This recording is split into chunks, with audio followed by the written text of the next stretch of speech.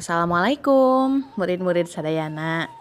Tepang deui sang ibu dina pangajaran bahasa Sunda kelas 3, pangajaran kedua anu materina kalimah ngantet satata atanapi kalimat majemuk setara.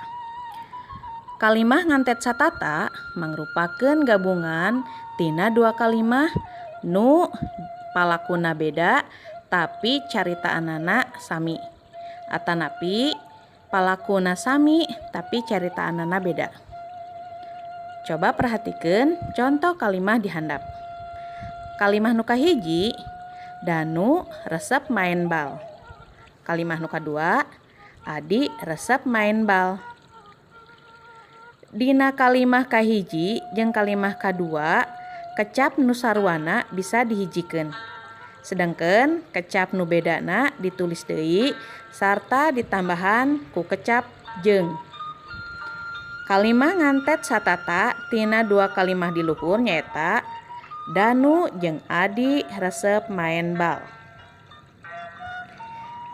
Kecap-kecap nu bisa dilarapkeun karena kalimah ngantet satata nyaeta aya kecap jeung atanapi sareng lemesna, aya kecap sarta, aya kecap tuluy atanapi teras, aya kecap boh, aya kecap tapi atanapi namung, aya kecap atawa atanapi nu lemesna.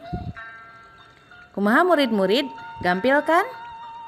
Ayeuna hideuk tiasa ngerjakeun latihan nu aya di buku paket kaca 28 dugikeun ka 30. Wilujeng ngerjakeun, wilujeng siang.